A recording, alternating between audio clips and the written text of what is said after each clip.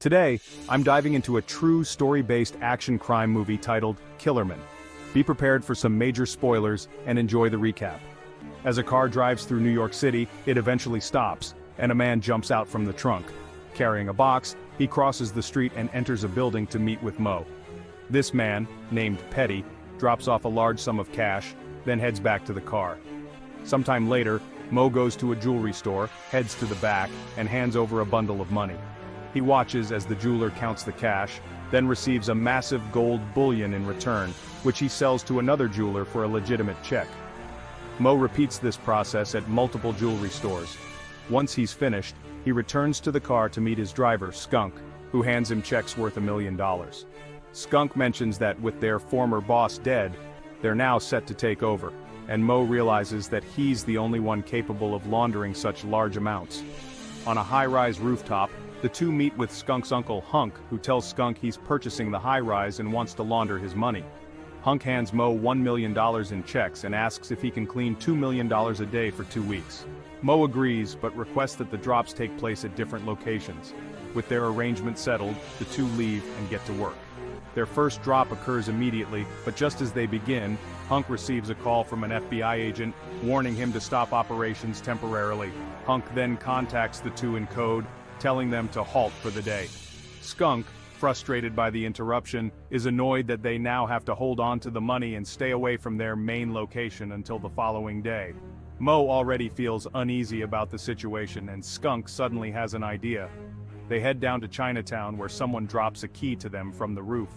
Inside, Skunk tells Mo he wants to use his uncle's money to conduct their own drug deal and return it by the next day.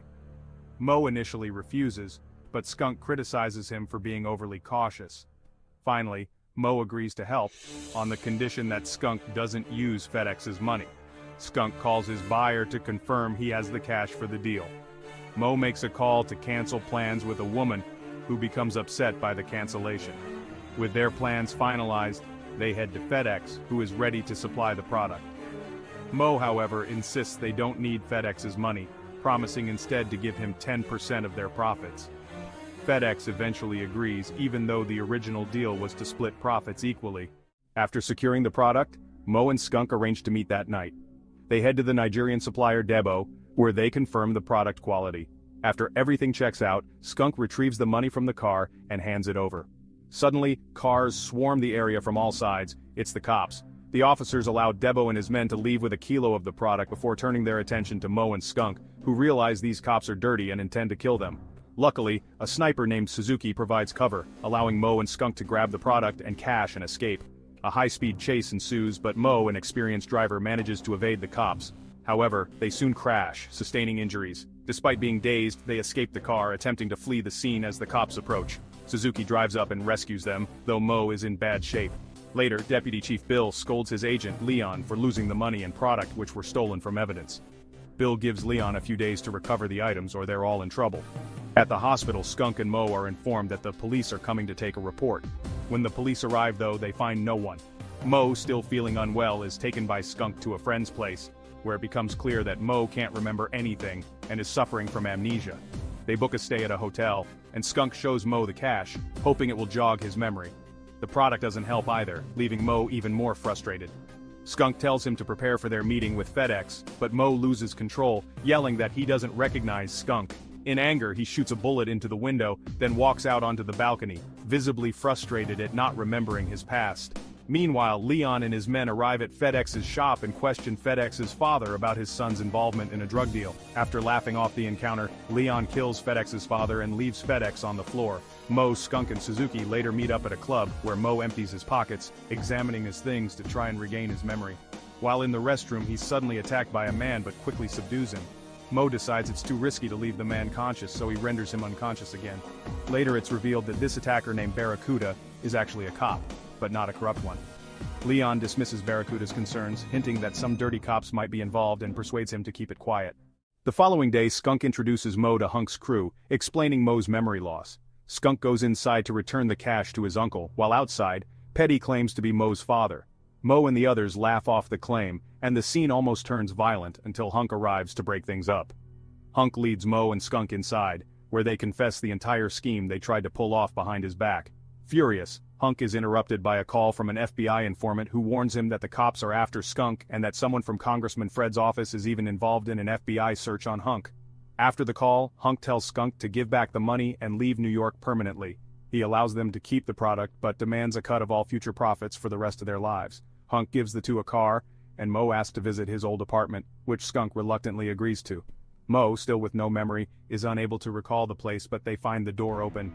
They cautiously enter, guns drawn, only to find a woman named Lola. She is introduced as Mo's partner, though Skunk was unaware of her.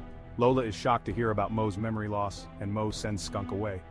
Skunk leaves to contact Suzuki, while Lola, with tears in her eyes, tells Mo she's pregnant with his child and has sacrificed everything for him before.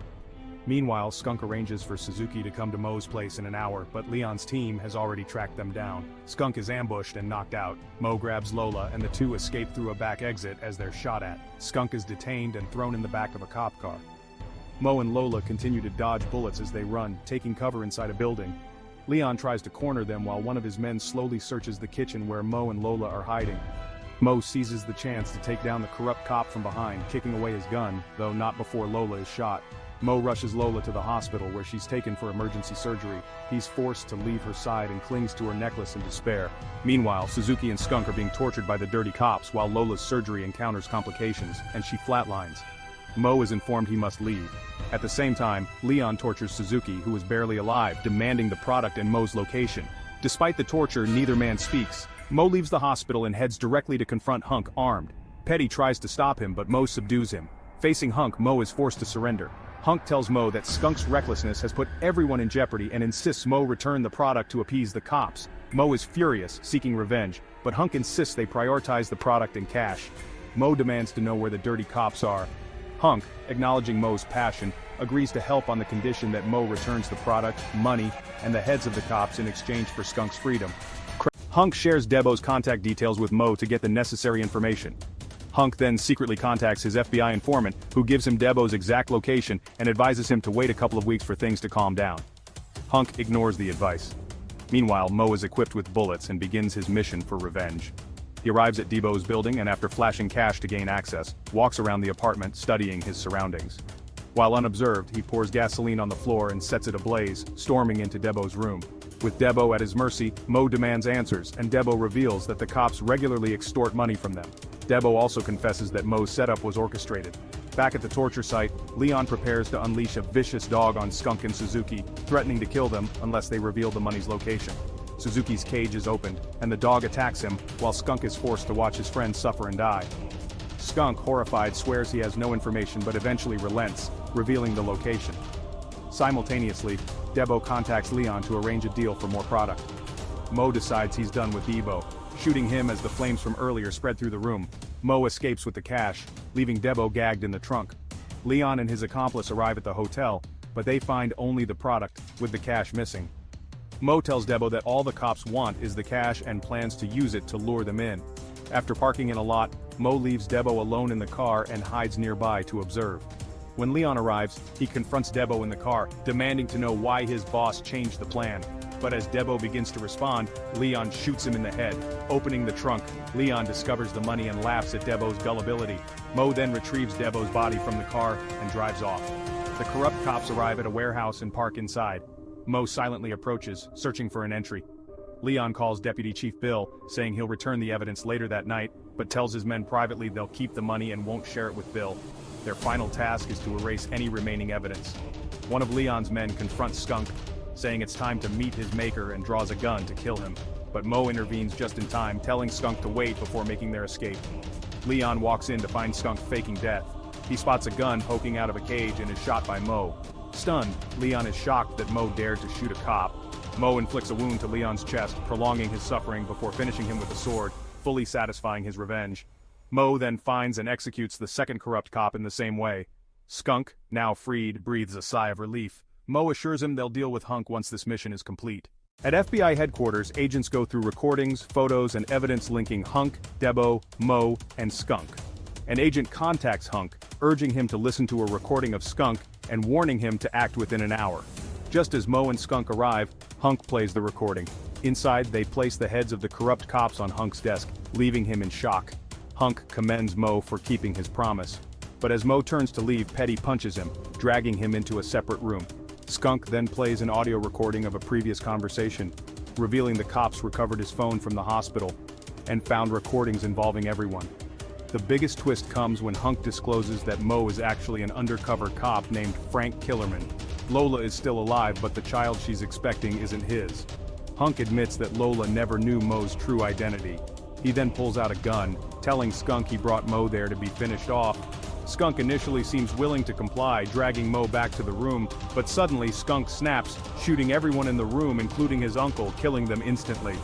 In shock, Mo asks what Hunk was trying to tell him, but Skunk lies, hiding the truth about Mo's real identity. Skunk then collects the cash and leaves through the front door, while Mo takes the product. Together, they load everything into a car and drive off, loyal to each other despite the chaos.